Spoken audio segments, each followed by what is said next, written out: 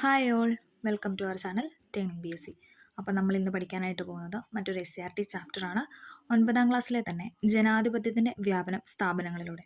Social സയൻസിലെ ചാപ്റ്ററാണ് ജനാധിപത്യത്തിൻ്റെ വ്യാപനം സ്ഥാപനങ്ങളിലൂടെ. ഇതും നമ്മൾ 2 പാർട്ടായിട്ടായിരിക്കും ചെയ്യുന്നത്, കാരണം ലെങ്ത് ഉള്ളൊരു ചാപ്റ്റർ തന്നെയാണ് അല്ലേ. അപ്പോൾ നമുക്ക് ഡീറ്റെയിൽ ആയിട്ട് പഠിക്കാനുണ്ട്. അപ്പം ഒറ്റ വീഡിയോയിൽ എന്ന് പറയുമ്പോൾ അത് പഠിക്കാൻ കുറച്ച് പാടായിരിക്കും. ഓക്കെ, 2024 എഡിഷൻ പുതിയ ചാപ്റ്ററാണ് കേട്ടോ. ന്യൂ SCRT ചാപ്റ്ററാണ് നമ്മൾ പഠിക്കുന്നത്. ഓക്കെ, ജനാധിപത്യത്തിൻ്റെ വ്യാപനം സ്ഥാപനങ്ങളിലൂടെ. ഒക്കെ നമുക്ക് സ്റ്റാർട്ട് ചെയ്യാം. ആദ്യം തന്നെ നമ്മുടെ പ്രിയാമ്പിൾ കൊടുത്തിട്ടുണ്ട് അല്ലേ. ഓക്കെ, ജനാധിപത്യം ഒരു ഭരണക്രമം എന്നതിലുപരി പൗരരുടെ വിവിധങ്ങളായ ആവശ്യങ്ങളും അഭിലാഷങ്ങളും സഫലീകരിക്കുന്നതും അതിലൂടെ അന്തസ്സുറ്റ ജീവിതം ഉറപ്പുവരുത്തുന്നതുമായ സംവിധാനം കൂടിയാണ്. ജനാധിപത്യം ഒരു ഭരണക്രമം എന്നതിലുപരി എന്താണ്? പൗരന്മാരുടെ വിവിധങ്ങളായ ആവശ്യങ്ങളും അഭിലാഷങ്ങളും സഫലീകരിക്കുന്നതും അതിലൂടെ അന്തസ്സുറ്റ ജീവിതം ഉറപ്പുവരുത്തുന്നതും ആയ സംവിധാനം കൂടിയാണ്. ഓക്കെ, ഇന്ത്യയിൽ ജനാധിപത്യത്തിൻ്റെ സംസ്ഥാപനത്തിനും അതിൻ്റെ സർവതല സ്പർശിയായ വ്യാപനത്തിനും വേണ്ടി ഭരണഘടനാനുസൃതം നിലവിൽ വന്ന പല സ്ഥാപനങ്ങളും പ്രവർത്തിച്ചു വരുന്നുണ്ട്. ഓക്കെ, നമുക്ക് ഓരോന്നോരോന്നായിട്ട് നോക്കാം. ഇവിടെ കുറച്ച് പത്രക്കട്ടിങ് കൊടുത്തിട്ടുണ്ട്. വിദ്യാഭ്യാസ അവകാശം ഉറപ്പുവരുത്തും ദേശീയ പിന്നാക്ക വിഭാഗ കമ്മീഷൻ. മനുഷ്യാവകാശ ലംഘനം കമ്മീഷൻ കേസെടുത്തു. ലോക്സഭാ തിരഞ്ഞെടുപ്പ് വിജ്ഞാപനമായി. പട്ടികജാതി പട്ടികവർഗ വിഭാഗങ്ങളുടെ സാമ്പത്തിക സാമൂഹിക ഉന്നമനത്തിനായി നടപടി. സ്ത്രീ സുരക്ഷാ നടപടികൾ അനിവാര്യം. ന്യൂനപക്ഷ അവകാശ സംരക്ഷണം കമ്മീഷൻ ഇടപെട്ടു. ഓക്കെ, അങ്ങനെ പലതരത്തിലുള്ള വിവിധങ്ങളായ കട്ടിങ്ങുകളാണ് ഇവിടെ നൽകിയിരിക്കുന്നത്. ഓക്കെ, ജനാധിപത്യത്തിൻ്റെ സ്ഥാപനവൽക്കരണത്തിനായി രൂപീകരിച്ചിട്ടുള്ള വ്യത്യസ്ത സംവിധാനങ്ങളെക്കുറിച്ചുള്ള ഓരോ കട്ടിങ് ആയിരുന്നത് അല്ലേ. ഒക്കെ നമുക്ക് നോക്കാം. പ്രസ്തുത സ്ഥാപനങ്ങളെ ഭരണഘടനാ സ്ഥാപനങ്ങളെന്നും ഭരണഘടനാ ഇതര സ്ഥാപനങ്ങളെന്നും രണ്ടായിട്ട് തരംതിരിക്കാം. അതായത് ഭരണഘടനാ സ്ഥാപനങ്ങളെന്നും അതോടൊപ്പം എന്താണ് ഭരണഘടനേതര സ്ഥാപനങ്ങളെന്നും നമ്മൾ രണ്ടായിട്ട് തരംതിരിച്ച് പഠിക്കാൻ പോവുകയാണ്. ഓക്കെ, ഭരണഘടന നിലവിൽ വന്നപ്പോൾ തന്നെ രൂപീകരിക്കപ്പെട്ട സ്വയംഭരണ സ്ഥാപനങ്ങളാണ് ഭരണഘടനാ സ്ഥാപനം എന്ന് പറയുന്നത്. അതായത് ഭരണഘടന നിലവിൽ വന്നപ്പോൾ തന്നെ എന്താണ് സ്വയംഭരണ സ്ഥാപനങ്ങളായിട്ട് രൂപീകരിക്കപ്പെട്ടാണ് ഭരണഘടനാ സ്ഥാപനങ്ങൾ എന്ന് പറയുന്നത്. ഓക്കെ, ഭരണഘടനാ സ്ഥാപനങ്ങളുടെ അധികാരത്തിൻ്റെ ഉറവിടം ഭരണഘടനയാണ്. ഭരണഘടന മൂലം നിലവിൽ വന്നതാണ് അല്ലേ. അപ്പോൾ എന്തെന്ന് പറയുന്നത് ഭരണഘടനാ സ്ഥാപനങ്ങളുടെ അധികാരത്തിൻ്റെ ഉറവിടം എന്ന് പറയുന്നത് ഭരണഘടന തന്നെയാണ്. ഓക്കെ, ഈ സ്ഥാപനങ്ങളുടെ അധികാരം ഘടന എന്നിവയിൽ മാറ്റം വരുത്തുന്നതിന് ഭരണഘടനാ ഭേദഗതി അനിവാര്യമാണ്. നമ്മൾ പറഞ്ഞല്ലേ, ഭരണഘടനയിൽ എന്തെങ്കിലും മാറ്റം വരുത്തുകയോ തിരുത്തലോ കാര്യങ്ങളോ എന്ത് ആഡ് ഓൺ ചെയ്യുമോ അങ്ങനെ എന്ത് ചെയ്താലും എന്താണ് നമ്മളതിനെ ഭേദഗതി എന്നാണ് പറയുന്നത്. എന്നാൽ പാർലമെൻറ്റ് പാസ്സാക്കുന്ന നിയമങ്ങൾ അനുസരിച്ച് രൂപം കൊള്ളുന്നവയാണ് എന്തെന്ന് പറഞ്ഞാൽ ഭരണഘടനേതര സ്ഥാപനങ്ങൾ എന്ന് പറയുന്നത്. ഓക്കെ, പാർലമെൻറ്റ് പാസ്സാക്കുന്ന നമ്മൾ പറഞ്ഞല്ലേ, ലോക്സഭയും രാജ്യസഭയൊക്കെ പാസ്സാക്കി രാഷ്ട്രപതി ഒപ്പുവെച്ച് അങ്ങനെ വരുന്ന നിയമങ്ങളൊക്കെ എന്ന് പറയുന്നത് എന്താണ് ഭരണഘടനേതര സ്ഥാപനങ്ങളാണ്. ഇവയ്ക്ക് പിന്നീട് ആവശ്യാനുസരണം ഭരണഘടനാ പദവി ലഭിക്കാറുമുണ്ട്. ഓക്കെ, ഇവയ്ക്ക് പിന്നീട് എന്താണ് ആവശ്യാനുസരണം ഭരണഘടനാ പദവി ലഭിക്കാറുണ്ട്. ഭരണഘടനയുടെ അടിസ്ഥാന മൂല്യങ്ങളായ സമത്വം, സ്വാതന്ത്ര്യം, സാമൂഹിക നീതി, മതേതരത്വം തുടങ്ങിയ ആശയങ്ങൾ നമ്മുടെ രാജ്യത്ത് പ്രായോഗിക തലത്തിൽ നടപ്പിലാക്കുന്നതിൽ ഈ സ്ഥാപനങ്ങൾ മുഖ്യ പങ്ക് വഹിക്കുന്നുണ്ട്. ഭരണഘടനയുടെ അടിസ്ഥാന മൂല്യങ്ങളാണ് ഏതൊക്കെയെന്ന് പറയുന്നത് സമത്വം, സ്വാതന്ത്ര്യം, സാമൂഹിക നീതി, മതേതരത്വം തുടങ്ങിയവ. ഈ ആശയങ്ങളൊക്കെ നമ്മുടെ രാജ്യത്ത് പ്രായോഗിക തലത്തിൽ നടപ്പിലാക്കുന്നതിൽ ഈ സ്ഥാപനങ്ങൾ മുഖ്യ പങ്ക് വഹിക്കുന്നു. രാജ്യത്തെ എല്ലാ വിഭാഗം ജനങ്ങളെയും ഉൾച്ചേർത്തുകൊണ്ടാണ് ഈ സ്ഥാപനങ്ങൾ ജനാധിപത്യത്തിൻ്റെ അടിസ്ഥാന ലക്ഷ്യങ്ങൾ കൈവരിക്കുന്നത്. ഓക്കെ, അരികുവൽക്കരിക്കപ്പെട്ടവരും ദുർബലരുമായ ജനവിഭാഗങ്ങളുടെ പങ്കാളിത്തത്തിലൂടെ മാത്രമേ ജനാധിപത്യ വിജയം കൈവരിക്കാനായിട്ട് സാധിക്കൂ. അതിനായി അത്തരം വിഭാഗങ്ങളുടെ ആഗ്രഹങ്ങളും അഭിലാഷങ്ങളും നീതിപൂർവ്വം പരിഗണിക്കപ്പെടേണ്ടതുണ്ട്. ഇന്ത്യയിൽ ഈ ധർമ്മം നിർവഹിക്കുന്നതിൽ ഭരണഘടനേതര സ്ഥാപനങ്ങൾ സുപ്രധാന പങ്ക് വഹിക്കുന്നുണ്ട്. മുകളിൽ സൂചിപ്പിച്ച സ്ഥാപനങ്ങൾ എങ്ങനെയാണ് ജനാധിപത്യത്തിൻ്റെ വ്യാപനത്തെ സഹായിക്കുന്നത് നമുക്ക് ഒന്ന് നോക്കാം. ഓക്കെ, ആദ്യം തന്നെ നമ്മൾ പറയാൻ പോകുന്നത് തിരഞ്ഞെടുപ്പ് കമ്മീഷനെ പറ്റിയാണ്. അപ്പോൾ നമ്മളിന്ന് ഫസ്റ്റ് ഡിസ്കസ് ചെയ്യുന്നത് തിരഞ്ഞെടുപ്പ് കമ്മീഷൻ. ഓക്കെ,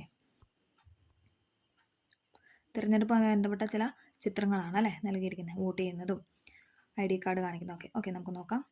ജനാധിപത്യ ഭരണക്രമത്തിൽ തിരഞ്ഞെടുപ്പുകൾക്ക് നിർണായക പങ്കാണ് ഉള്ളത് അല്ലേ. ജനാധിപത്യ ഭരണ സംവിധാനത്തിൽ ജനപ്രതിനിധികളും ഭരണാധികാരികളും അധികാരത്തിലെത്തുന്നത് തിരഞ്ഞെടുപ്പുകളിലൂടെയാണ്. ജനാധിപത്യ ഭരണ സംവിധാനത്തിൽ എന്താണ് ജനപ്രതിനിധികളും ഭരണാധികാരികളും ഒക്കെ എന്താണ് അധികാരത്തിലെത്തുന്നത് ഓരോരോ തിരഞ്ഞെടുപ്പുകളിലൂടെയാണ്. അതുകൊണ്ട് തന്നെ നീതിപൂർവ്വം നിഷ്പക്ഷവുമായ തിരഞ്ഞെടുപ്പ് ഉറപ്പുവരുത്തുന്നതിന് സ്വാതന്ത്ര്യവും ആധികാരികവുമായ ഒരു സംവിധാനം അനിവാര്യമാണ്. ഇന്ത്യയിൽ ഈ ഉത്തരവാദിത്തം നിർവഹിക്കുന്ന ഭരണഘടനാ സ്ഥാപനമാണ് ഇതെന്ന് പറയുന്നത് തിരഞ്ഞെടുപ്പ് കമ്മീഷൻ. അപ്പോൾ നമുക്ക് മനസ്സിലായി തിരഞ്ഞെടുപ്പ് കമ്മീഷൻ എന്ന് പറയുന്നത് ഭരണഘടനാ സ്ഥാപനമാണ് അല്ലേ.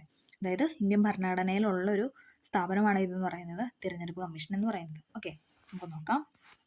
ഭരണഘടനയുടെ ആർട്ടിക്കിൾ 324 പ്രകാരം 1950 ജനുവരി 25 ഇന്ത്യൻ തെരഞ്ഞെടുപ്പ് കമ്മീഷൻ നിലവിൽ വന്നത്. അപ്പോൾ ഇമ്പോർട്ടൻ്റ് ആണ്.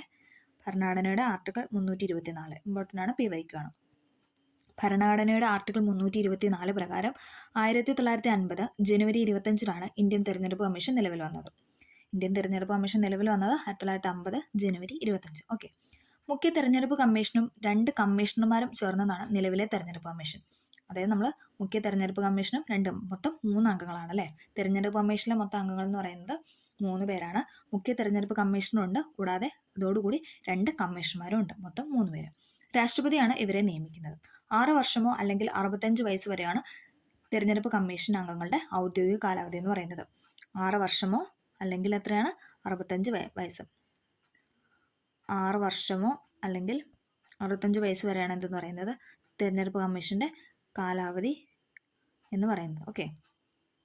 ഇംപീച്ച്മെൻറ്റിലൂടെ മാത്രമേ മുഖ്യ തെരഞ്ഞെടുപ്പ് കമ്മീഷനെ തൽസ്ഥാനത്ത് നിന്ന് നീക്കം ചെയ്യാനായിട്ട് സാധിക്കൂ. അപ്പം ഇംപീച്ച്മെൻറ്റിലൂടെയാണ് എന്തെന്ന് പറയുന്നത് നമ്മൾ മുഖ്യ തെരഞ്ഞെടുപ്പ് കമ്മീഷനെ നീക്കം ചെയ്യുന്നത്. കേന്ദ്രഭരണ പ്രദേശങ്ങളിലും സംസ്ഥാനങ്ങളിലും തിരഞ്ഞെടുപ്പ് കമ്മീഷന്റെ പ്രവർത്തനങ്ങൾ ഏകോപിപ്പിക്കുന്ന ചീഫ് ഇലക്ടർ ഓഫീസറാണ് CEO അല്ലേ, ചീഫ് ഇലക്ടറൽ ഓഫീസർ. കേന്ദ്രഭരണ പ്രദേശങ്ങളിലും സംസ്ഥാനങ്ങളിലൊക്കെ തിരഞ്ഞെടുപ്പ് കമ്മീഷന്റെ പ്രവർത്തനങ്ങൾ ഏകോപിപ്പിക്കുന്ന ആരാന്ന് ചോദിച്ചാൽ ചീഫ് ഇലക്ടർ ഓഫീസറാണ്. ഒന്നും കൂടെ പറയാം. ഭരണഘടനയുടെ ആർട്ടിക്കിൾ 324 പ്രകാരം 1950 ജനുവരി 25 ഇന്ത്യൻ തെരഞ്ഞെടുപ്പ് കമ്മീഷൻ നിലവിൽ വന്നത്. 1950 ജനുവരി 25 ആർട്ടിക്കിൾ 324 പ്രകാരം. ഓക്കെ. മുഖ്യ തെരഞ്ഞെടുപ്പ് കമ്മീഷനും 2 കമ്മീഷന്മാരും ചേർന്നതാണ് നിലവിലെ തെരഞ്ഞെടുപ്പ് കമ്മീഷൻ എന്ന് പറയുന്നത്. മൊത്തം 3 അംഗങ്ങൾ അല്ലേ. 6 വർഷം അല്ലെങ്കിൽ 65 വയസ്സ് വരെയാണ് കാലാവധി. ഇംപീച്ച്മെന്റിലൂടെയാണ് നമ്മൾ പുറത്താക്കുന്നത്.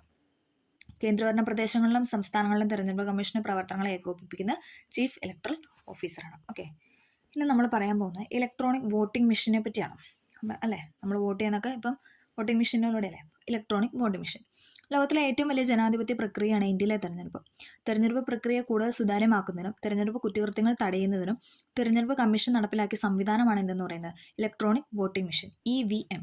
1982 കേരളത്തിലെ പറവൂർ നിയമസഭാ മണ്ഡലത്തിലേക്കുള്ള ഉപതെരഞ്ഞെടുപ്പിലാണ് ആദ്യമായി ഇലക്ട്രോണിക് വോട്ടിംഗ് മെഷീൻ പരീക്ഷിച്ചത്. നമ്മൾ പറഞ്ഞാൽ ഇന്ത്യയിൽ തന്നെ ആദ്യമായിട്ട് വോട്ടിംഗ് മെഷീൻ കൊണ്ട് തെരഞ്ഞെടുപ്പ് നടത്തിയ കേരളമാണ് നമ്മൾ പഠിച്ചായിരുന്നു അല്ലേ. 2004 പാർലമെന്റ് തെരഞ്ഞെടുപ്പിൽ 543 മണ്ഡലങ്ങളിലും EVM ഉപയോഗിച്ചു അല്ലേ.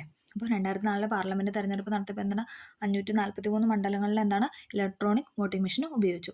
ഇലക്ട്രോണിക് വോട്ടിംഗ് മെഷീനിൽ കൺട്രോൾ യൂണിറ്റ്, ബാലറ്റ് യൂണിറ്റ് എന്നീ 2 യൂണിറ്റുകളാണുള്ളത്.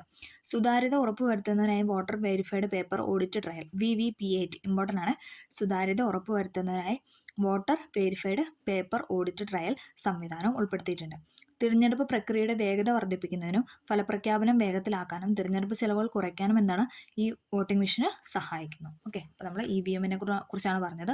82 കേരളത്തിലെ പറവൂർ നിയമസഭാ മണ്ഡലത്തിലേക്കുള്ള ഉപതെരഞ്ഞെടുപ്പിലാണ് ആദ്യമായിട്ട് EVM ഉപയോഗിച്ചത്.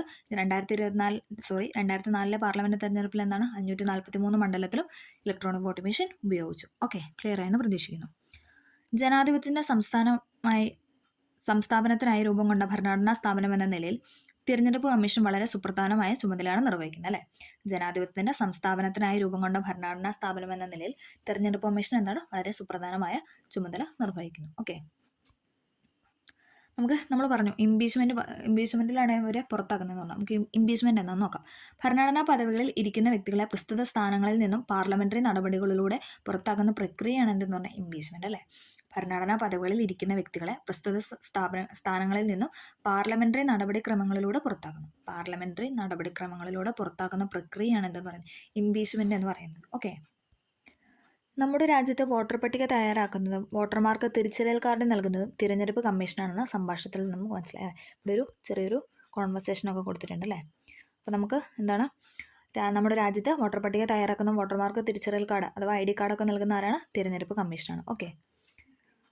തിരഞ്ഞെടുപ്പ് കമ്മീഷൻ്റെ ചുമതലകൾ നമ്മൾ കഴിഞ്ഞ ക്ലാസ്സിലൊന്നും പറഞ്ഞായിരുന്നു, പക്ഷെ എന്നാലും നമുക്ക് കുറച്ചും കൂടെ ഡീറ്റെയിൽ ആയിട്ട് നോക്കാം. ഓക്കെ.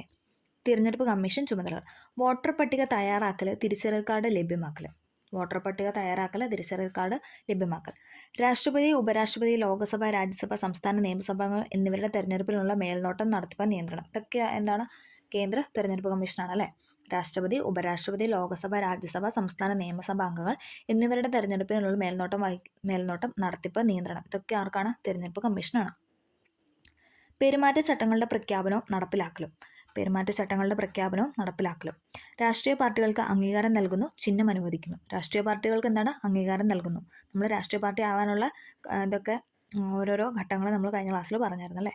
ഓക്കെ, അപ്പോൾ അത് കണ്ടിട്ടില്ലാത്തവർ കണ്ടു നോക്കാം. ഓക്കെ, രാഷ്ട്രീയ പാർട്ടികൾക്ക് അംഗീകാരം നൽകുന്നു, അതോടൊപ്പം എന്താണ്? ചിഹ്നം അനുവദിക്കുന്നു. ഇതൊക്കെ ആരാണ്? കേന്ദ്ര തിരഞ്ഞെടുപ്പ് കമ്മീഷനാണ്. തിരഞ്ഞെടുപ്പ് വിജ്ഞാപനം പുറപ്പെടുവിക്കൽ, നാമനിർദ്ദേശ പത്രിക സ്വീകരിക്കൽ, സൂക്ഷ്മ പരിശോധന, നാമനിർദ്ദേശ പത്രിക അംഗീകരിക്കൽ, സ്ഥാനാർത്ഥി പട്ടിക പ്രസിദ്ധീകരിക്കൽ. അടുത്ത പോയിന്റാണ് തിരഞ്ഞെടുപ്പ് വിജ്ഞാപനം പുറപ്പെടുവിക്കൽ, നാമനിർദ്ദേശ പത്രിക സ്വീകരിക്കൽ, സൂക്ഷ്മ പരിശോധന, നാമനിർദ്ദേശ പത്രിക അംഗീകരിക്കൽ, സ്ഥാനാർത്ഥി പട്ടിക പ്രസിദ്ധീകരിക്കൽ. ഇതൊക്കെ എന്താണ്? തിരഞ്ഞെടുപ്പ് കമ്മീഷന്റെ ചുമതലയാണ്. വോട്ടെടുപ്പ്, വോട്ടെണ്ണൽ തീയതി നിശ്ചയിക്കൽ, ഫലപ്രഖ്യാപനവും തർക്കങ്ങൾ പരിഹരിക്കലും. വോട്ടെടുപ്പുണ്ട്, വോട്ടെണ്ണൽ തീയതി നിശ്ചയിക്കുന്നുണ്ട്, ഫലപ്രഖ്യാപനവും തർക്കങ്ങൾ പരിഹരിക്കലും. തിരഞ്ഞെടുപ്പ് ചെലവ് പരിശോധിക്കലും തുടർ നടപടികൾ സ്വീകരിക്കലും. ഇതൊക്കെ എന്താണ്? തെരഞ്ഞെടുപ്പ് കമ്മീഷന്റെ ചുമതലകളാണ്. ഓക്കെ, വോട്ടർ പട്ടിക തയ്യാറാക്കൽ, തിരിച്ചറിയൽ കാർഡ് ലഭ്യമാക്കൽ, രാഷ്ട്രപതി, ഉപരാഷ്ട്രപതി, ലോക്സഭ, രാജ്യസഭ, സംസ്ഥാന നിയമസഭാ അംഗങ്ങൾ എന്നിവരുടെ തെരഞ്ഞെടുപ്പിനുള്ള മേൽനോട്ടം, നടത്തിപ്പ്, നിയന്ത്രണം. പെരുമാറ്റച്ചട്ടങ്ങളുടെ പ്രഖ്യാപനവും നടപ്പിലാക്കലും. രാഷ്ട്രീയ പാർട്ടികൾക്ക് അംഗീകാരം നൽകുന്നു, ചിഹ്നം അനുവദിക്കുന്നു. തെരഞ്ഞെടുപ്പ് വിജ്ഞാപനം പുറപ്പെടുവിക്കൽ, നാമനിർദ്ദേശ പത്രിക സ്വീകരിക്കൽ, സൂക്ഷ്മ പരിശോധന, നാമനിർദ്ദേശ പത്രിക അംഗീകരിക്കൽ, സ്ഥാനാർത്ഥി പട്ടിക പ്രസിദ്ധീകരിക്കൽ. അടുത്തതാണ് വോട്ടെടുപ്പ്, വോട്ടെണ്ണൽ തീയതി നിശ്ചയിക്കൽ, ഫലപ്രഖ്യാപനവും തർക്കങ്ങൾ പരിഹരിക്കലും. അടുത്ത പോയിന്റാണ് തെരഞ്ഞെടുപ്പ് ചെലവ് പരിശോധിക്കലും തുടർ നടപടികൾ സ്വീകരിക്കലും. ഇതൊക്കെ എന്താണ്? തെരഞ്ഞെടുപ്പ് കമ്മീഷന്റെ ഓരോരോ ചുമതലകളാണ്. ഓക്കെ, തെരഞ്ഞെടുപ്പ് കമ്മീഷന്റെ ചുമതലകൾ, ഉത്തരവാദിത്തങ്ങൾ തുടങ്ങിയവ നിർവചിക്കുന്നതിനും വിപുലവും സങ്കീർണവുമായ തെരഞ്ഞെടുപ്പ് സംവിധാനം കാര്യക്ഷമവും ബഹുജന പങ്കാളിത്തവും ഉള്ളതാക്കി മാറ്റുന്നതിനും സുസംഘടിതമായ നിയമങ്ങളാണ് നമ്മുടെ രാജ്യത്ത് നിലവിലുള്ളത്. ഓക്കെ, 1950-ലെയും 51-ലെയും ജനപ്രാതിനിധ്യ നിയമങ്ങൾ ഈ ധർമ്മങ്ങളാണ് നിർവഹിക്കുന്നത്. ഇന്ത്യൻ ഭരണഘടനയിലെ 327-ാം വകുപ്പ് അനുസരിച്ചാണ് ഈ നിയമങ്ങൾ പാർലമെന്റ് പാസ്സാക്കിയിട്ടുള്ളത്. തെരഞ്ഞെടുപ്പ് പ്രക്രിയ വിശദമായി തന്നെ ഈ നിയമങ്ങളിൽ വ്യക്തമായിട്ടുണ്ട്. നമ്മൾ പറഞ്ഞല്ലോ 326 പ്രകാരമാണെന്ന് പറഞ്ഞു. അടുത്താണ് ഇന്ത്യൻ ഭരണഘടനയിലെ 327 വകുപ്പ് പ്രകാരം എന്താണ്? 50-ലെയും 51-ലെയും ജനപ്രാതിനിധ്യ നിയമങ്ങൾ ഈ ധർമ്മങ്ങളാണ് നിർവഹിക്കുന്നതെന്ന് പറയുന്നത്. തെരഞ്ഞെടുപ്പ് പ്രക്രിയ വിശദമായി തന്നെ ഈ നിയമങ്ങൾ വ്യക്തമാക്കിയിട്ടുണ്ട്. നാമനിർദ്ദേശ പത്രിക സ്വീകരിക്കുന്നത് മുതൽ ഫലപ്രഖ്യാപനം വരെയുള്ള എല്ലാ ഘട്ടങ്ങളും ഇതിൽ വ്യവസ്ഥ ചെയ്യുന്നു. നമ്മളിപ്പോൾ പറഞ്ഞല്ലോ ഓരോരോ ഘട്ടങ്ങളും എന്താണ്? വ്യവസ്ഥ ചെയ്ത് വരുന്നുണ്ട്. നമുക്ക് ഈ നിയമങ്ങൾ പരിചയപ്പെടാം. ഓക്കെ, നമ്മൾ ഫസ്റ്റ് ഇനി പറയാൻ പോകുന്നത് ജനപ്രാതിനിധ്യ നിയമം 1950, representation of people act 1950. Okay, പാർലമെന്റിലെയും സംസ്ഥാന നിയമസഭകളിലെയും തെരഞ്ഞെടുപ്പുകളിലേക്കുള്ള നിയോജക മണ്ഡലങ്ങൾ നിശ്ചയിക്കുന്നതിനും അവയുടെ അതിർത്തി പുനർനിർണ്ണയിക്കുന്നതിനും വോട്ടർ പട്ടിക തയ്യാറാക്കുന്നതിനുമുള്ള വ്യവസ്ഥകൾ ക്രോഡീകരിക്കുന്ന നിയമമാണ് ഇതെന്ന് പറയുന്നത് 1950-ലെ ജനപ്രാതിനിധ്യം എന്ന് പറയുന്നത്. ഒന്നും കൂടെ പറയാം. നമ്മളിപ്പോൾ പറയുന്നത് 1950-ലെ ജനപ്രാതിനിധ്യ നിയമമാണ്. പാർലമെന്റിലെയും സംസ്ഥാന നിയമസഭകളിലെയും തിരഞ്ഞെടുപ്പുകളിലേക്കുള്ള നിയോജക മണ്ഡലങ്ങൾ നിശ്ചയിക്കുന്നതും അവയുടെ അതിർത്തി പുനർനിർണ്ണയിക്കുന്നതും വോട്ടർ പട്ടിക തയ്യാറാക്കുന്നതിനുള്ള വ്യവസ്ഥകൾ ക്രോഡീകരിക്കുന്ന നിയമമാണ് എന്തെന്ന് പറയുന്നത് 1950-ലെ ജനപ്രാതിനിധ്യ നിയമം എന്ന് പറയുന്നത്. എല്ലാ പാർലമെന്റ് മണ്ഡലങ്ങളും ഏകാംഗ മണ്ഡലങ്ങളാണെന്ന് ഈ നിയമം അനുശാസിക്കുന്നു. എല്ലാ പാർലമെന്റ് മണ്ഡലങ്ങളും എന്താണ്? ഏകാംഗ മണ്ഡലങ്ങളാണെന്നാണ് ഈ നിയമം അനുശാസിക്കുന്നത്. നിയോജക മണ്ഡലങ്ങളുടെ വിഭജനം, പുനർനിർണ്ണയം, മുഖ്യ തെരഞ്ഞെടുപ്പ് ഓഫീസർ, ജില്ലാ തെരഞ്ഞെടുപ്പ് ഓഫീസർമാർ, വോട്ടർ പട്ടിക തയ്യാറാക്കുന്നതിനുള്ള ഇലക്ട്രൽ രജിസ്ട്രേഷൻ ഓഫീസർമാർ എന്നിവരുടെ നിയമം, വോട്ടർ പട്ടിക തയ്യാറാക്കൽ തുടങ്ങിയ കാര്യങ്ങൾ എന്താണ്? ജനപ്രാതിനിധ്യ നിയമത്തിലാണ് വ്യവസ്ഥ ചെയ്യുന്നത്. ഒന്നുകൂടെ പറയാം. എല്ലാ പാർലമെന്റ് മണ്ഡലങ്ങളും ഏകാംഗ മണ്ഡലങ്ങളാണെന്നാണ് എന്തെന്ന് പറയുന്നത്? ജനപ്രാതിനിധ്യ നിയമം അനുശാസിക്കുന്നത്. നിയോജക മണ്ഡലങ്ങളുടെ വിഭജനം അല്ലേ, ഓരോരോ നിയോജക മണ്ഡലമായിട്ട് നമ്മളിങ്ങനെ വിഭജിച്ചിട്ടുണ്ട് അല്ലേ. ഓക്കെ, പുനർനിർണ്ണയം, മുഖ്യ തെരഞ്ഞെടുപ്പ് ഓഫീസർ, പിന്നെ ജില്ലാ തെരഞ്ഞെടുപ്പ് ഓഫീസർ, വോട്ടർ പട്ടിക തയ്യാറാക്കുന്നതിനുള്ള ഇലക്ട്രൽ രജിസ്ട്രേഷൻ ഓഫീസർമാർ എന്നിവരുടെ നിയമം, ഇവിടെയൊക്കെ നിയമനവും ഒക്കെ എന്താണ്? വോട്ടർ പട്ടിക തയ്യാറാക്കൽ, ഇതൊക്കെ കാര്യങ്ങളൊക്കെ വ്യവസ്ഥ ചെയ്ത് എവിടെയെന്ന് ചോദിച്ചു കഴിഞ്ഞാൽ 1950-ലെ ജനപ്രാതിനിധ്യ നിയമത്തിലൂടെയാണ്. ഓക്കെ, ഇന്ന് നമ്മൾ പറയുന്നത് ജനപ്രാതിനിധ്യ നിയമം 1951.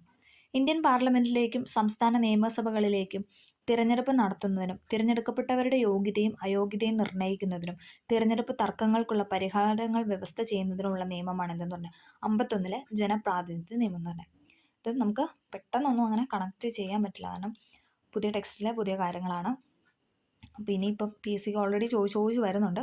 അതുകൊണ്ട് തന്നെ നമ്മൾ ഇതൊക്കെ പഠിക്കാൻ ശ്രമിച്ചേ പറ്റുള്ളൂ അല്ലേ. അപ്പോൾ നമുക്ക് 1-2 തവണ കേട്ട് കഴിയുമ്പോഴും നമ്മൾ വായിച്ച് കഴിയുമ്പോഴും എല്ലാവരും നോട്ടൊക്കെ തയ്യാറാക്കി ഒന്ന് പഠിക്കാനായിട്ട് ശ്രമിക്കുക. ഓക്കെ, ഒന്നും കൂടെ പറയാം. നമ്മളിപ്പോൾ പറയുന്ന ജനപ്രാതിനിധ്യ നിയമം 1951 ഓക്കെ.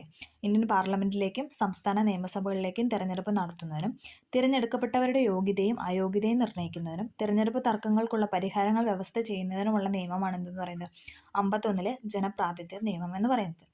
ഈ നിയമത്തിൽ തെരഞ്ഞെടുപ്പുമായി ബന്ധപ്പെട്ട കുറ്റകൃത്യങ്ങൾ, പാർലമെന്റ് അംഗങ്ങളുടെ യോഗ്യതകൾ, അയോഗ്യതകൾ എന്നിവയെക്കുറിച്ച് പ്രതിപാദിക്കുന്നു. പാർലമെന്റിലെയും സംസ്ഥാന നിയമസഭകളിലെയും അംഗങ്ങളെ അയോഗ്യരാക്കുന്നതിനെക്കുറിച്ചും തിരഞ്ഞെടുപ്പ് സംവിധാനങ്ങളെക്കുറിച്ചും മുഖ്യ തെരഞ്ഞെടുപ്പ് കമ്മീഷണർ, ജില്ലാ തെരഞ്ഞെടുപ്പ് ഓഫീസർ, തിരഞ്ഞെടുപ്പ് നിരീക്ഷകർ, റിട്ടേണിംഗ് ഓഫീസർമാർ എന്നിവരുടെ ചുമതലകളും യോഗ്യതകളും ഈ നിയമത്തിൽ നിർവചിച്ചിരിക്കുന്നു.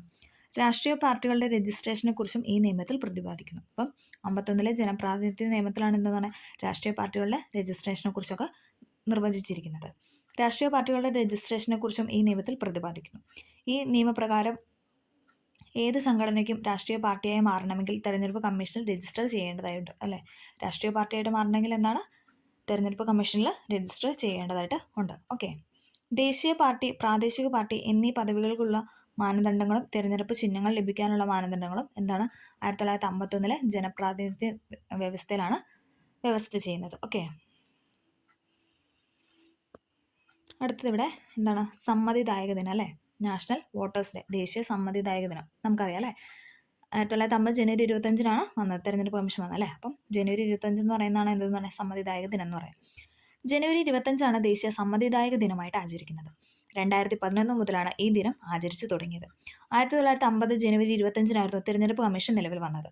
തിരഞ്ഞെടുപ്പ് കമ്മീഷന്റെ സ്ഥാപക ദിനം എന്ന നിലയിലാണ് ജനുവരി 25 ദേശീയ സമ്മതിദായക ദിനമായി ആചരിക്കാൻ തീരുമാനിച്ചത്. രാജ്യത്തെ എല്ലാ വോട്ടർമാരെയും തിരഞ്ഞെടുപ്പ് പ്രക്രിയയിലൂടെ സജീവ പങ്കാളിയാക്കുന്നതിനും സമ്മതിദാനാവകാശം വിനിയോഗിക്കുന്ന പ്രോത്സാഹിപ്പിക്കുന്നതിനുമായാണ് ദേശീയ സമ്മതിദായക ദിനം ആചരിക്കുന്നത്. ഓക്കെ. അപ്പോൾ അത് പഠിക്കണം. ജനുവരി 25 എന്ന് പറയുന്നതാണ് ദേശീയ സമ്മതിദായക ദിനം. ഓക്കെ. അടുത്ത നമ്മൾ പറയാൻ പോകുന്നത് സംസ്ഥാന തിരഞ്ഞെടുപ്പ് കമ്മീഷനാണ്. ഓക്കെ. നമ്മളിനി പഠിക്കാനായിട്ട് പോകുന്ന അടുത്ത് സംസ്ഥാന തിരഞ്ഞെടുപ്പ് കമ്മീഷൻ. ഓക്കെ. കേന്ദ്ര തിരഞ്ഞെടുപ്പ് കമ്മീഷനെ കൂടാതെ ഓരോ സംസ്ഥാനങ്ങളിലും സംസ്ഥാനതല തിരഞ്ഞെടുപ്പ് കമ്മീഷനുണ്ട്. നമ്മൾ പറഞ്ഞു സെൻട്രൽ മാത്രമല്ല, അത് കേന്ദ്രത്തിൽ മാത്രമല്ല, എന്താണ് സ്റ്റേറ്റിലും ഉണ്ടല്ലേ. 73, 74 ഭരണഘടനാ ഭേദഗതികളിലൂടെ സംസ്ഥാപനങ്ങളിൽ തിരഞ്ഞെടുപ്പ് കമ്മീഷനുകൾ നിലവിൽ വന്നു. ഭരണഘടനയുടെ 243K, 243Z(A) എന്നീ അനുച്ഛേദങ്ങൾ പ്രകാരമാണിത് രൂപീകരിച്ചിട്ടുള്ളത്. 243K, 243Z(A). ഓക്കെ, അത് ഇമ്പോർട്ടൻ്റ് ആണ്. തദ്ദേശ സ്വയംഭരണ സ്ഥാപനങ്ങളിലേക്കുള്ള വോട്ടർ പട്ടിക തയ്യാറാക്കൽ, തിരഞ്ഞെടുപ്പിനുള്ള മേൽനോട്ടവും നിയന്ത്രണവും തുടങ്ങിയ ചുമതലകൾ വഹിക്കുന്ന സംസ്ഥാന തിരഞ്ഞെടുപ്പ് കമ്മീഷനാണ്. എന്തൊക്കെയാണ്? തദ്ദേശ സ്വയംഭരണ സ്ഥാപനങ്ങളിലേക്കൊക്കെ ഉള്ള വോട്ടർ പട്ടിക തയ്യാറാക്കുന്നു, അതോടൊപ്പം തിരഞ്ഞെടുപ്പിനുള്ള മേൽനോട്ടവും നിയന്ത്രണവും വഹിക്കുന്നു. ഇതൊക്കെ ആരുടെ ചുമതലയാണെന്ന് ചോദിച്ചു കഴിഞ്ഞാൽ സംസ്ഥാന തിരഞ്ഞെടുപ്പ് കമ്മീഷന്റെ ചുമതലകളാണ്. തദ്ദേശ സ്വയംഭരണ സ്ഥാപനങ്ങളിലെ അംഗങ്ങളുടെ സംവരണ സ്ഥാനങ്ങൾ നിശ്ചയിക്കുന്നതും കമ്മീഷൻ തന്നെയാണ് അല്ലേ. തദ്ദേശ സ്വയംഭരണ സ്ഥാപനങ്ങളിലെ അംഗങ്ങളുടെ സംവരണ സ്ഥാനങ്ങളൊക്കെ നിശ്ചയിക്കുന്ന ആരാണ്? സംസ്ഥാന തിരഞ്ഞെടുപ്പ് കമ്മീഷനാണ്. കേരള സംസ്ഥാന തിരഞ്ഞെടുപ്പ് കമ്മീഷൻ നിലവിൽ വന്ന എന്നാണ്? 1993 ഡിസംബർ 3. ഇമ്പോർട്ടൻ്റ് ആണ്. കേരള സംസ്ഥാന തിരഞ്ഞെടുപ്പ് കമ്മീഷൻ നിലവിൽ വന്നത് 1993 ഡിസംബർ 3. Okay, 1993 December 3. ഓക്കെ. ഇന്ത്യയെ പോലെ വൈവിധ്യങ്ങളാൽ സമ്പന്നമായതും ഉയർന്ന ജനസംഖ്യ ഉള്ളതുമായ രാജ്യത്ത് ജനാധിപത്യ ഭരണക്രമം രൂപപ്പെടുത്തുന്നതിൽ തിരഞ്ഞെടുപ്പ് കമ്മീഷന് വലിയൊരു പങ്ക് തന്നെയുണ്ടല്ലേ. സാമൂഹികം, സാമ്പത്തികം, ലിംഗപരം തുടങ്ങിയ അസമത്വങ്ങളാൽ സമൂഹത്തിന്റെ മുഖ്യധാരയിൽ നിന്നും മാറ്റി നിർത്തപ്പെട്ട നിരവധി ജനവിഭാഗങ്ങൾ നമ്മുടെ സമൂഹത്തിൽ ഉണ്ടായിരുന്നു. ഇത്തരം ജനവിഭാഗങ്ങളെ തെരഞ്ഞെടുപ്പ് എന്ന പ്രക്രിയയിലൂടെ ഭാഗമാക്കുക വഴി ഇന്ത്യൻ ജനാധിപത്യത്തിന്റെ രാഷ്ട്രീയ അടിത്തറ ഉറപ്പിക്കുക എന്ന കർത്തവ്യമാണ് തിരഞ്ഞെടുപ്പ് കമ്മീഷൻ നിർവചിച്ചിട്ടുള്ളത്. രാജ്യത്തിലെ വിവിധ തലങ്ങളിലുള്ള തിരഞ്ഞെടുപ്പുകളുടെ സുതാര്യവും നീതിയുക്തവുമായ നിർവഹണത്തിലൂടെ ഈ ഭരണഘടനാ സ്ഥാപനത്തെ ജനാധിപത്യപരമായി കൂടുതൽ ശക്തവും അർത്ഥപൂർണവുമാക്കുന്നു. ഓക്കെ, ഇതേ നമ്മുടെ ആദ്യത്തെ മുഖ്യ തെരഞ്ഞെടുപ്പ് കമ്മീഷൻ നമ്മൾ പറഞ്ഞല്ലോ 3 അംഗങ്ങളുണ്ട്. അതിലെ മുഖ്യ തെരഞ്ഞെടുപ്പ് കമ്മീഷനായിരുന്നു ആരെന്ന് പറയുന്നത് സുകുമാർ സെൻ. ഇത് PYക്ക് ചോദിച്ചിട്ടുണ്ട്. സുകുമാർ സെൻ ആയിരുന്നു ഇന്ത്യയിലെ ആദ്യത്തെ മുഖ്യ തെരഞ്ഞെടുപ്പ് കമ്മീഷൻ, സുകുമാർ സെൻ. ഓക്കെ. ഇനി നമ്മൾ അടുത്ത പറയാനായിട്ട് പോകുന്നത് ദേശീയ മനുഷ്യാവകാശ ദിനം. ദേശീയ മനുഷ്യാവകാശ കമ്മീഷൻ. പെട്ടെന്ന് കലണ്ടർ കണ്ടപ്പോൾ ദിനം എന്ന് പറയുക. ഓക്കെ, ദേശീയ മനുഷ്യാവകാശ കമ്മീഷൻ. ഇന്ന് ഒരു ഡിസംബർ 10 തന്നെ അല്ലേ. ഇന്നെന്താ പറയുക? ദേശീയ മനുഷ്യാവകാശ ദിനമാണല്ലേ. ഓക്കെ, അടുത്തത് നമുക്ക് നോക്കാം. മനുഷ്യാവകാശ ലംഘനങ്ങൾ നമ്മുടെ ഭരണഘടന ഉറപ്പു നൽകുന്ന പൗരാവകാശങ്ങളുടെയും മൂല്യങ്ങളുടെയും നിഷേധമാണ്. മനുഷ്യാവകാശ ലംഘനങ്ങൾ എന്ന് പറയുന്നത് എന്താണ്? നമ്മുടെ ഭരണഘടന ഉറപ്പ് നൽകുന്ന പൗരാവകാശങ്ങളുടെയും മൂല്യങ്ങളുടെയും നിഷേധമാണ്. നമ്മുടെ രാജ്യത്ത് മനുഷ്യാവകാശ ലംഘനങ്ങൾ ഇല്ലാതാക്കി പൗരാവകാശ സംരക്ഷണം ഉറപ്പുവരുത്തുക എന്ന ലക്ഷ്യത്തോടെ രൂപീകരിക്കപ്പെട്ട സ്ഥാപനമാണ് ഇതെന്ന് പറഞ്ഞാൽ ദേശീയ മനുഷ്യാവകാശ കമ്മീഷൻ. കഴിഞ്ഞ ക്ലാസ്സിൽ നമ്മൾ ഡേറ്റ് ഒക്കെ പഠിച്ചായിരുന്നു. 1993 ഒക്ടോബർ 12 ദേശീയ മനുഷ്യാവകാശ കമ്മീഷൻ നിലവിൽ വന്നത്. ഇത് PYക്കാണ് ചോദിച്ചിട്ടുണ്ട്. 1993 ഒക്ടോബർ 12 എന്തെന്ന് പറയുന്നത് ദേശീയ മനുഷ്യാവകാശ കമ്മീഷൻ നിലവിൽ വന്നത്. ന്യൂഡൽഹിയാണ് ആസ്ഥാനം. ന്യൂഡൽഹിയാണ് ആസ്ഥാനം. ചെയർപേഴ്സൺ ഉൾപ്പെടെ 6 അംഗങ്ങളാണ് കമ്മീഷനിലുള്ളത്. ഇതും പഠിക്കണേ. ചെയർപേഴ്സൺ ഉൾപ്പെടെ 6 അംഗങ്ങൾ, മൊത്തം 6 പേരാണുള്ളത്. 1993 ഒക്ടോബർ 12 നിലവിൽ വന്നു. വിരമിച്ച സുപ്രീം കോടതി ചീഫ് ജസ്റ്റിസ് അഥവാ സുപ്രീം കോടതി ജഡ്ജി ആയിരിക്കും എന്തെന്ന് പറയാം അധ്യക്ഷൻ എന്ന് പറയുന്നത് അല്ലേ. വിരമിച്ച സുപ്രീം കോടതി ചീഫ് ജസ്റ്റിസ് അഥവാ സുപ്രീം കോടതി ജഡ്ജി ആയിരിക്കും അധ്യക്ഷൻ എന്ന് പറയുന്നത്. രാഷ്ട്രപതിയാണ് കമ്മീഷൻ അംഗങ്ങളെ നിയമിക്കുന്നത്. നമ്മൾ രാഷ്ട്രപതിയെ കുറിച്ച് പറഞ്ഞായിരുന്നു അല്ലേ. രാഷ്ട്രപതിയാണ് കമ്മീഷൻ അംഗങ്ങളെ നിയമിക്കുന്നത്. 3 വർഷം അല്ലെങ്കിൽ 70 വയസ്സ് വരെയാണ് കമ്മീഷൻ അംഗങ്ങളുടെ കാലാവധി യോഗ്യത. അപ്പം ദേശീയ മനുഷ്യാവകാശ കമ്മീഷന്റെ യോഗ്യത എന്ന് പറയുന്നത് 3 വർഷം അല്ലെങ്കിൽ 70 വയസ്സ് വരെയാണ്. കാലാവധി എന്ന് പറയുന്നത് 3 വർഷം അല്ലെങ്കിൽ 70 വയസ്സ് വരെ. നിയമിക്കുന്നത് രാഷ്ട്രപതിയാണ്. 1993 ഒക്ടോബർ 12 നിലവിൽ വന്നത്. ആസ്ഥാനം ന്യൂഡൽഹി. 6 അംഗങ്ങളാണ് ടോട്ടൽ ഉള്ളത് അല്ലേ. ചെയർമാൻ ഉൾപ്പെടെ 6 പേര്. മനുഷ്യാവകാശ സംരക്ഷണ നിയമം 1993. മനുഷ്യാവകാശ സംരക്ഷണത്തിനും അനുബന്ധ കാര്യങ്ങൾക്കുമായി ദേശീയ സംസ്ഥാന തല മനുഷ്യാവകാശ കമ്മീഷനുകളും കോടതികളും സ്ഥാപിക്കാൻ നിർദ്ദേശിച്ചുകൊണ്ട് നിലവിൽ വന്ന നിയമമാണ് ഇതെന്ന് പറയുന്നത് മനുഷ്യാവകാശ സംരക്ഷണ നിയമം എന്ന് പറയുന്നത്. മനുഷ്യാവകാശ സംരക്ഷണത്തിനും അനുബന്ധ കാര്യങ്ങൾക്കുമായി ദേശീയ സംസ്ഥാന തലങ്ങളിൽ മനുഷ്യാവകാശ കമ്മീഷനുകളും കോടതികളും സ്ഥാപിക്കാൻ നിർദ്ദേശിച്ചുകൊണ്ട് നിലവിൽ വന്ന നിയമമാണ് എന്തെന്ന് പറയുന്നത് മനുഷ്യാവകാശ സംരക്ഷണ നിയമം. 1993 സെപ്റ്റംബർ 28 നിയമം പ്രാബല്യത്തിൽ വന്നത്. ഈ നിയമം എന്നാണ് പ്രാബല്യത്തിൽ വന്നതെന്ന് വെച്ചാൽ എന്നാണ് 1993 സെപ്റ്റംബർ 28. ഇത് പ്രകാരമാണ് ദേശീയ സംസ്ഥാന തലങ്ങളിൽ മനുഷ്യാവകാശ കമ്മീഷൻ പ്രവർത്തിക്കുന്നത് അല്ലേ. ദേശീയ തലത്തിലും സംസ്ഥാന തലത്തിലും എന്താണ് മനുഷ്യാവകാശ കമ്മീഷൻ പ്രവർത്തിക്കുന്നത്? ഇത് മൂലമാണ്. ഈ നിയമത്തിൽ മനുഷ്യാവകാശ കോടതി, ദേശീയ ന്യൂനപക്ഷ കമ്മീഷൻ, ദേശീയ പട്ടികജാതി കമ്മീഷൻ, ദേശീയ വനിതാ കമ്മീഷൻ, സംസ്ഥാന മനുഷ്യാവകാശ കമ്മീഷൻ എന്നിവ നിർവചിച്ചിരിക്കുന്നു. ദേശീയ മനുഷ്യാവകാശ കമ്മീഷൻ നിയമത്തിൽ എന്തൊക്കെയാണ് പറഞ്ഞിരിക്കുന്നത്? മനുഷ്യാവകാശ കോടതി, ദേശീയ ന്യൂനപക്ഷ കമ്മീഷൻ, ദേശീയ പട്ടികജാതി കമ്മീഷൻ, വനിതാ കമ്മീഷൻ, സംസ്ഥാന മനുഷ്യാവകാശ കമ്മീഷൻ എന്നിവ നിർവചിച്ചിരിക്കുന്നു. ദേശീയ മനുഷ്യാവകാശ കമ്മീഷന്റെ രൂപീകരണം, ചെയർപേഴ്സൺ ഉൾപ്പെടെയുള്ള അംഗങ്ങളുടെ നിയമനം, നീക്കം ചെയ്യൽ, കാലാവധി, കമ്മീഷന്റെ പ്രവർത്തനങ്ങൾ, അധികാരങ്ങൾ തുടങ്ങിയവ ഈ നിയമത്തിൽ പ്രതിപാദിക്കുന്നു. അപ്പം ദേശീയ മനുഷ്യാവകാശ കമ്മീഷനിലാണ് എന്തൊക്കെ പറയുന്നത്? കമ്മീഷന്റെ രൂപീകരണം, ചെയർപേഴ്സൺ ഉൾപ്പെടെയുള്ള അംഗങ്ങളുടെ നിയമനം, പിന്നെ അവരുടെ നീക്കം ചെയ്യൽ, കാലാവധി, കമ്മീഷന്റെ പ്രവർത്തനങ്ങൾ, അധികാരങ്ങൾ തുടങ്ങിയവയൊക്കെ ഇതിലാണ് പ്രതിപാദിക്കുന്നത്. കമ്മീഷന്റെ അന്വേഷണ നടപടിക്രമം, റിപ്പോർട്ട് സമർപ്പിക്കൽ, സംസ്ഥാന മനുഷ്യാവകാശ കമ്മീഷന്റെ രൂപീകരണം, പ്രവർത്തന അന്വേഷണ നടപടിക്രമങ്ങൾ എന്നിവയും ഈ നിയമത്തിൽ നിഷ്കർഷിക്കുന്നു. കമ്മീഷന്റെ അന്വേഷണ നടപടിക്രമമുണ്ട്, റിപ്പോർട്ട് സമർപ്പിക്കൽ റിപ്പോർട്ട് സമർപ്പിക്കലുണ്ട്, പിന്നെ സംസ്ഥാന മനുഷ്യാവകാശ കമ്മീഷന്റെ രൂപീകരണമുണ്ട്, പ്രവർത്തന അന്വേഷണ നടപടിക്രമങ്ങൾ. ഇതൊക്കെ എന്താണ് ദേശീയ മനുഷ്യാവകാശ കമ്മീഷനിലാണ് നിഷ്കർഷിക്കുന്നത്. ജീവനും സ്വാതന്ത്ര്യത്തിനും തുല്യ പരിഗണനയ്ക്കും അന്തസ്സിനും വേണ്ടി ഭരണഘടന ഉള്ളതോ ഇന്ത്യ അംഗീകരിച്ച അന്തർദേശീയ ഉടമ്പടികൾ പ്രകാരം നടപ്പിൽ വരുത്താവുന്നതോ ആയ അവകാശങ്ങളാണ് മനുഷ്യാവകാശം എന്ന് പറയുന്നത്. ജീവനും സ്വാതന്ത്ര്യത്തിനും തുല്യ പരിഗണനയ്ക്കും അന്തസ്സിനും വേണ്ടി ഭരണഘടന ഉറപ്പാക്കിയിട്ടുള്ളതോ ഇന്ത്യ അംഗീകരിച്ച അന്തർദേശീയ ഉടമ്പടികൾ പ്രകാരം നടപ്പിൽ വരുത്താവുന്നതോ ആയ അവകാശങ്ങളാണ് എന്തെന്ന് പറയുന്നത് മനുഷ്യാവകാശങ്ങൾ എന്ന് പറയുന്നത്. അടുത്താണ് നമ്മൾ പറയാനായിട്ട് പോകുന്നത് ദേശീയ മനുഷ്യാവകാശ കമ്മീഷന്റെ ചുമതലകൾ. ദേശീയ മനുഷ്യാവകാശ കമ്മീഷന്റെ ചുമതലകളാണ് ഇനി പറയാൻ പോകുന്നത്. മനുഷ്യാവകാശ ലംഘനം സംബന്ധിച്ച പരാതികളിൽ അന്വേഷണം നടത്തുക. ഇമ്പോർട്ടൻ്റ് ആണ്, സ്റ്റേറ്റ്മെൻ്റ് ആയിട്ട് ചോദിച്ചിട്ടുണ്ട്. മനുഷ്യാവകാശ ലംഘനം സംബന്ധിച്ച പരാതികളിൽ എന്താണ് അന്വേഷണം നടത്തുക. മനുഷ്യാവകാശ ലംഘനം സംബന്ധിച്ച കോടതി നടപടികളിൽ കക്ഷി ചേരുക. മനുഷ്യാവകാശ ലംഘനം സംബന്ധിച്ച കോടതി നടപടികളിൽ കക്ഷി ചേരുക. ജയിലുകൾ, പുനരധിവാസ കേന്ദ്രങ്ങൾ മുതലായവ സന്ദർശിച്ച് പരിഷ്കരണ നിർദ്ദേശങ്ങൾ സമർപ്പിക്കാം. ജയിലുകൾ, പുനരധിവാസ കേന്ദ്രങ്ങൾ മുതലായവ സന്ദർശിച്ച് പരിഷ്കരണ നിർദ്ദേശങ്ങൾ സമർപ്പിക്കുക. മനുഷ്യാവകാശ പരിരക്ഷാ സംവിധാനങ്ങളുടെ നിർവഹണവും ഫലപ്രാപ്തിയും വിലയിരുത്തി നിർദ്ദേശങ്ങൾ നൽകുക. മനുഷ്യാവകാശ പരിരക്ഷാ സംവിധാനങ്ങളുടെ നിർവഹണവും ഫലപ്രാപ്തിയും വിലയിരുത്തി നിർദ്ദേശങ്ങൾ നൽകുക. മനുഷ്യാവകാശത്തെ സംബന്ധിച്ച അന്തർദേശീയ കരാറുകൾ, പ്രഖ്യാപനങ്ങൾ തുടങ്ങിയവ വിശകലനം ചെയ്ത് നടപടി സ്വീകരിക്കുക. മനുഷ്യാവകാശത്തെ സംബന്ധിച്ച അന്തർദേശീയ കരാറുകൾ, പ്രഖ്യാപനങ്ങൾ തുടങ്ങിയവ വിശകലനം ചെയ്ത് നടപടി സ്വീകരിക്കുക. നിയമപാലകർ ഉൾപ്പെടെയുള്ള പൊതുസേവകരുടെ ഭാഗത്തു നിന്നുണ്ടാകുന്ന മനുഷ്യാവകാശ ലംഘനങ്ങളും ഇവ തടയുന്നതിൽ വരുത്തുന്ന വീഴ്ചകളും പരിശോധിച്ച് നടപടി സ്വീകരിക്കുക. നിയമപാലകർ ഉൾപ്പെടെയുള്ള പൊതുസേവകരുടെ ഭാഗത്തു നിന്നുണ്ടാകുന്ന മനുഷ്യാവകാശ ലംഘനങ്ങളും ഇവ തടയുന്നതിൽ വരുത്തുന്ന വീഴ്ചകളും എന്താണ് പരിശോധിക്കുക, അതുപോലെ തന്നെ നടപടി സ്വീകരിക്കുക. നമുക്കൊന്നും കൂടെ ഒന്ന് പറയാം. മനുഷ്യാവകാശ ലംഘനം സംബന്ധിച്ച പരാതികളിൽ എന്താണ് അന്വേഷണം നടത്തുക, മനുഷ്യാവകാശ ലംഘനം സംബന്ധിച്ച കോടതി നടപടികൾ കക്ഷി ചേരുക, ജയിലുകൾ, പുനരധിവാസ കേന്ദ്രങ്ങൾ മുതലായവ സന്ദർശിച്ച് പരിഷ്കരണ നിർദ്ദേശങ്ങൾ സമർപ്പിക്കുക, മനുഷ്യാവകാശ പരിരക്ഷാ സംവിധാനങ്ങളുടെ നിർവഹണവും ഫലപ്രാപ്തിയും വിലയിരുത്തി നിർദ്ദേശങ്ങൾ നൽകുക, മനുഷ്യാവകാശത്തെ സംബന്ധിച്ച അന്തർദേശീയ കരാറുകൾ, ഫലപ്രഖ്യാപനങ്ങൾ തുടങ്ങിയവ വിശകലനം ചെയ്ത് നടപടികൾ സ്വീകരിക്കുക. നിയമപാലകർ ഉൾപ്പെടെയുള്ള പൊതുസേവകരുടെ ഭാഗത്തു നിന്നുണ്ടാകുന്ന മനുഷ്യാവകാശ ലംഘനങ്ങളും ഇവ തടയുന്നതിൽ വരുത്തുന്ന വീഴ്ചകളും പരിശോധിച്ച് നടപടി സ്വീകരിക്കുക. ഇത്രയെന്ന് പറയുന്നത് എന്താണ്? ദേശീയ മനുഷ്യാവകാശ കമ്മീഷന്റെ ചുമതലകളാണത്. ഓക്കെ. ദേശീയ മനുഷ്യാവകാശ കമ്മീഷൻ ആസ്ഥാനം ന്യൂഡൽഹി, അതൊക്കെ ഇവിടെ കൊടുത്തിട്ടുണ്ട്. National human right commission. Okay. നമ്മൾ അടുത്ത പഠിക്കാനായിട്ട് പോകുന്നത് സംസ്ഥാന മനുഷ്യാവകാശ കമ്മീഷനാണ്. ഓക്കെ. സംസ്ഥാന മനുഷ്യാവകാശ കമ്മീഷൻ. ദേശീയ മനുഷ്യാവകാശ കമ്മീഷന് സമാനമായ എന്താണ് സംസ്ഥാനങ്ങളിലും അല്ലേ? ദേശീയ മനുഷ്യാവകാശ കമ്മീഷൻ സമാനമായ എന്നാൽ ഓരോരോ സ്റ്റേറ്റുകളിൽ എന്താണ് മനുഷ്യാവകാശ കമ്മീഷനുണ്ട്. 1998 ഡിസംബർ 11 എന്തെന്ന് പറയുന്നത് കേരള സംസ്ഥാന മനുഷ്യാവകാശ കമ്മീഷൻ നിലവിൽ വന്നത്. ഒന്നും കൂടെ പറയാം. 1998 ഡിസംബർ 11, ഇമ്പോർട്ടൻ്റ് ആണ്. 98 ഡിസംബർ 11 എന്ത് പറഞ്ഞാൽ കേരള സംസ്ഥാന മനുഷ്യാവകാശ കമ്മീഷൻ നിലവിൽ വന്നത്. ചെയർപേഴ്സൺ ഉൾപ്പെടെ 3 അംഗങ്ങളാണ്. നമ്മൾ കേന്ദ്രത്തിൽ എന്താ പഠിച്ചത്? ദേശീയത്തിൽ എന്താ പറഞ്ഞാൽ 6 അംഗങ്ങളാണ് അല്ലേ? ഇവിടെ വരുമ്പോൾ നേർപകുതിയാവും എന്ന് ഓർത്താൽ മതി. ഓക്കെ.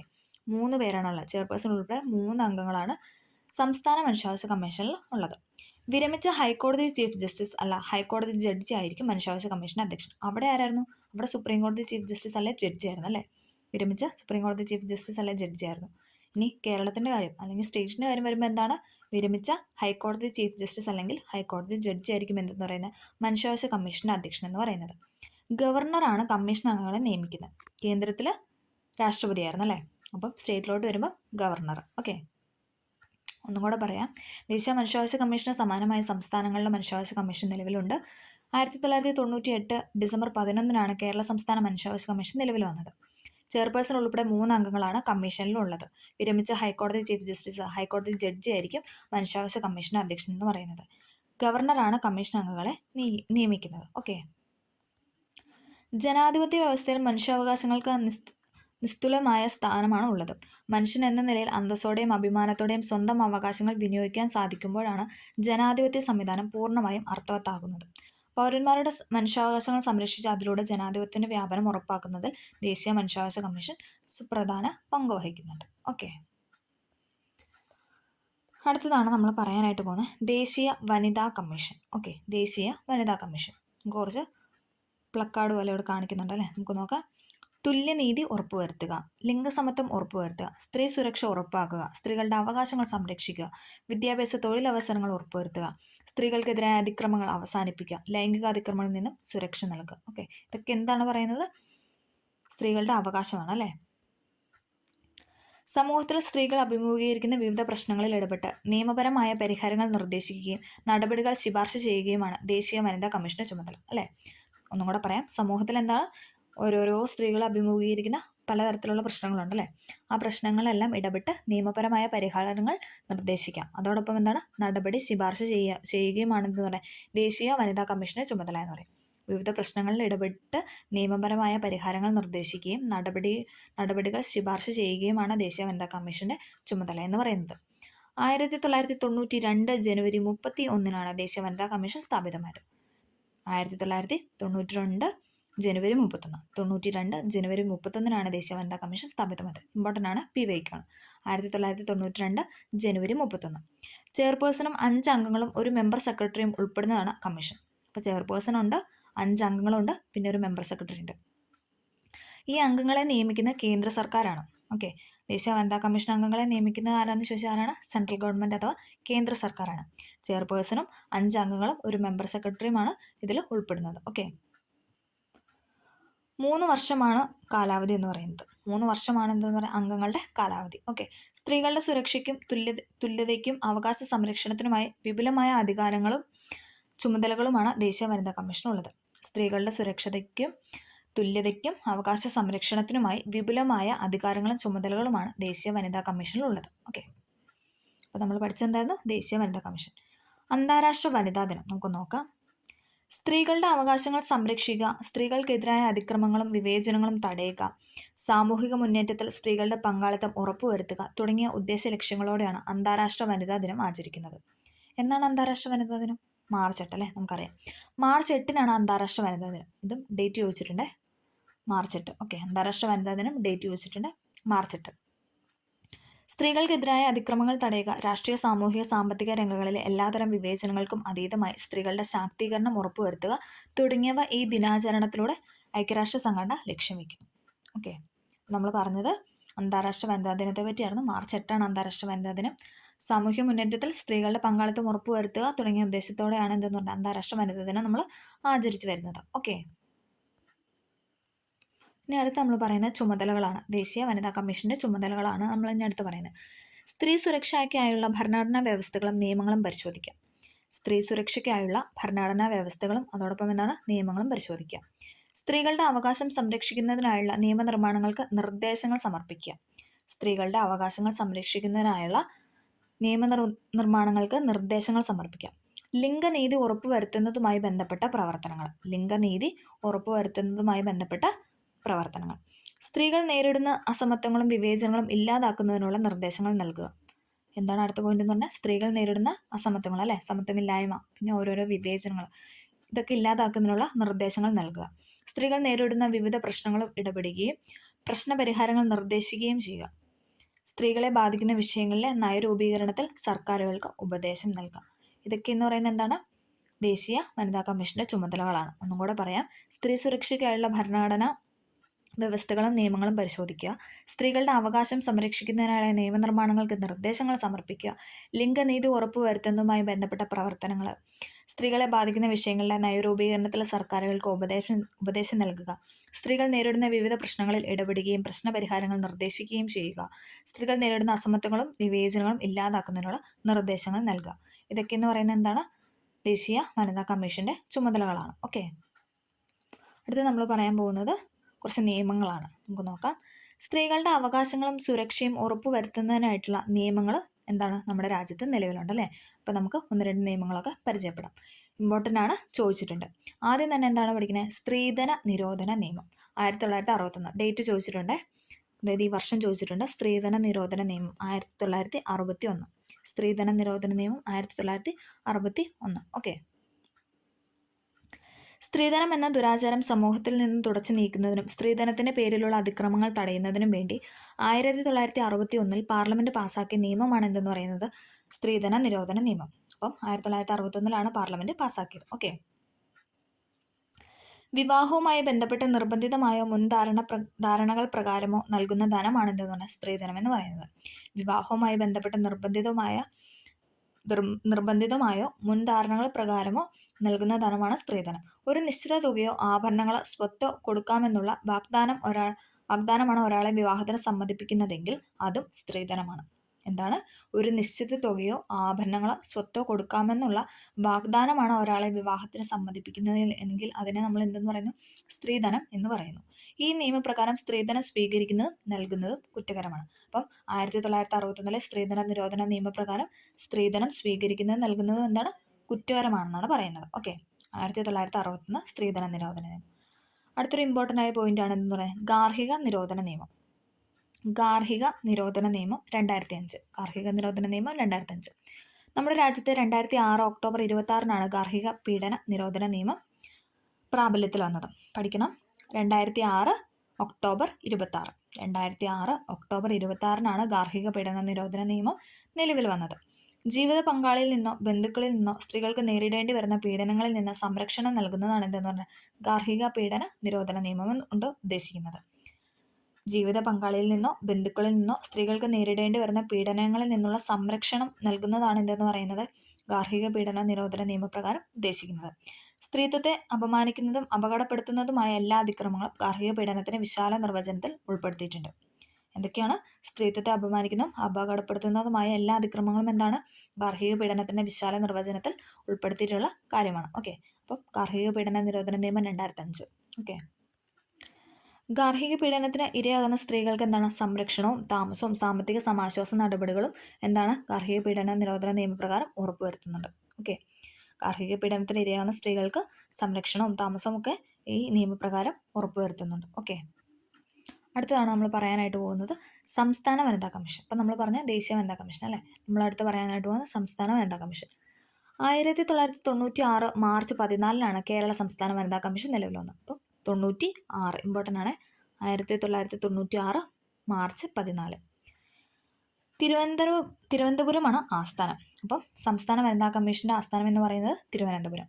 കമ്മീഷൻ്റെ ആദ്യത്തെ ചെയർപേഴ്സൺ കവയിത്രി സുഗതകുമാരിയായിരുന്നു അല്ലേ, ഇമ്പോർട്ടൻ്റ് ആണ്, ചോദിച്ചിട്ടുണ്ട്. ആദ്യത്തെ ചെയർപേഴ്സൺ എന്ന് പറയുന്നത് സുഗതകുമാരി. ചെയർപേഴ്സണെ കൂടാതെ 4 അംഗങ്ങൾ ചേർന്നതാണ് സംസ്ഥാന വനിതാ കമ്മീഷൻ അംഗങ്ങൾ. അപ്പോൾ മൊത്തം 5 പേരല്ലേ, 4 അംഗങ്ങൾ. ചെയർപേഴ്സണെ കൂടാതെ 4 അംഗങ്ങൾ.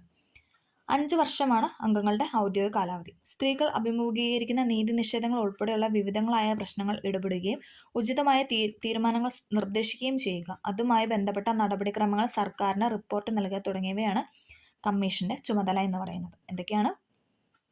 സ്ത്രീകൾ അഭിമുഖീകരിക്കുന്ന നീതി നിഷേധങ്ങൾ ഉൾപ്പെടെയുള്ള വിവിധങ്ങളായ പ്രശ്നങ്ങളിൽ ഇടപെടുകയും ഉചിതമായ തീരുമാനങ്ങൾ നിർദ്ദേശിക്കുകയും ചെയ്യുക, അതുമായി ബന്ധപ്പെട്ട നടപടിക്രമങ്ങൾ സർക്കാരിന് റിപ്പോർട്ട് നൽകുക. ഇതൊക്കെയാണ് എന്തെന്ന് പറയുന്നത് സംസ്ഥാന വനിതാ കമ്മീഷന്റെ ചുമതല എന്ന് പറയുന്നത്. ഓക്കെ, അപ്പം 1996 മാർച്ച് 14 കേരള സംസ്ഥാന വനിതാ കമ്മീഷൻ നിലവിൽ വന്നത്. 96 മാർച്ച് 14 ഇമ്പോർട്ടൻ്റ് ആണ്.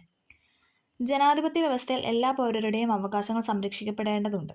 ലിംഗനീതി അതിലേറ്റവും പ്രധാനമാണ്. സ്ത്രീകളുടെ അവകാശങ്ങളും അന്തസ്സും സംരക്ഷിക്കപ്പെടുന്നതിലൂടെ മാത്രമേ അത് പൂർണ്ണമാവുകയുള്ളൂ.